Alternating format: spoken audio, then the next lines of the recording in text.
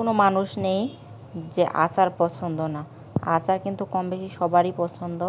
আমার তো আচার দেখলেই খেতে ইচ্ছে করে, তাই তো আমি বানিয়ে ফেললাম আজকে চালতার আচার। চলেন ভিডিওটা শুরু করা যাক। চালতার আচার বানানোর জন্য আমি 2টা চালতা নিয়ে নিয়েছি। নিয়ে আমি সুন্দর করে এটা চিকন চিকন করে কেটে নিব। বাজারে কিন্তু এখনও অনেক 12 মাসি চালতা পাওয়া যায়, আপনারা চাইলেই কিন্তু বানিয়ে ফেলতে পারেন খুব সহজেই। এই যে 2টা চালতা নিয়েছি, নিয়ে কিন্তু আমি দেখতে পাচ্ছেন কত চিকন চিকন করে কেটে নিয়েছি। এভাবে সবগুলোই সুন্দর করে চিকন চিকন করে কেটে নিব। আপনারাও কিন্তু এভাবেই কেটে নেবেন। যে আমার 2টা চালতাই কিন্তু কাটা হয়ে গেছে সুন্দর করে। 2টা চালতাই আমি অনেক সুন্দর করে কেটে নিয়েছি। দেখেন এই পর্যায়ে এটা কাজ কিন্তু আমার শেষ। এখন আমি এটা সুন্দর করে পরিষ্কার করে ধুয়ে নেব। তারপরে দিয়ে দিচ্ছি আমি একটা কড়াইয়ে দিয়ে দিচ্ছি 5 ফোড়ন মশলা বা আচারের মশলা বলা যায়। এটা দিলে কিন্তু আচারের স্বাদটা অনেক গুণে বেড়ে যায়, অনেক সুন্দর একটা আচারের ফ্লেভার আসে। সেই জন্য আমি এটা দিয়ে দিয়েছি 5 ফোড়ন মশলাটা। আমি এটা সুন্দর করে ভেজে নিব। তারপরে আমি শুকনো মরিচ পরিমাণ মতো ভেজে নিয়েছি। নিয়ে আমি একটা কড়াই বসায় দিয়েছি চুলায়, দিয়ে পানি দিয়ে আমি পানিটা কিন্তু ফুটিয়ে নিয়েছি। তারপরে এখানে দিয়ে দিব আমি পরিমাণ মতো লবণ। আপনারা আপনাদের স্বাদ অনুযায়ী লবণটা বাড়িয়ে বা কমিয়ে নিতে পারেন। লবণটা দেওয়া হয়ে গেছে।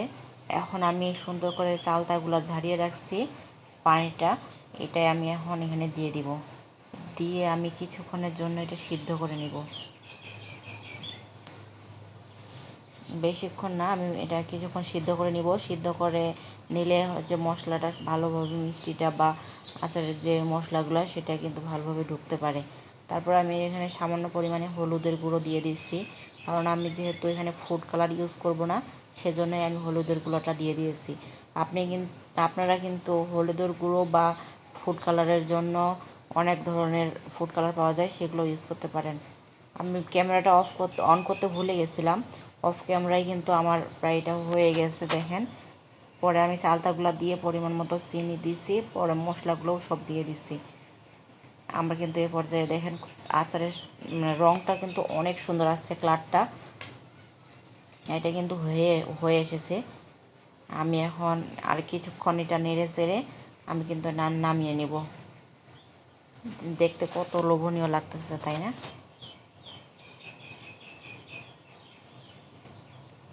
অনেক সুন্দর আসছে। এখানে কিন্তু আমি কোনো ধরনের ফুড কালার ইউজ করিনি। দেখেন এখন কিন্তু আমি চালতার আচারটা নামিয়ে নিয়েছি, নামিয়ে একটা বাটিতে করে নিয়েছি। কত সুন্দর কালারটা আসছে, আর খেতেও কিন্তু দারুণ হয়েছিল। যে আমি একটু ক্যামেরাটা কাছ থেকে দেখানোর চেষ্টা করতেছি, দেখেন কত সুন্দর আসছে, তাই না কালারটা? আর খেতেও কিন্তু দারুণ আসছে। আপনারা কিন্তু চাইলে এভাবে ঘরোয়া উপায়ে চালতার আচার বানিয়ে নিতে পারবেন।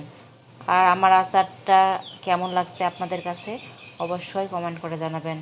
এ পর্যন্ত সবাই ভালো থাকবেন, সুস্থ থাকবেন। আল্লাহ হাফেজ।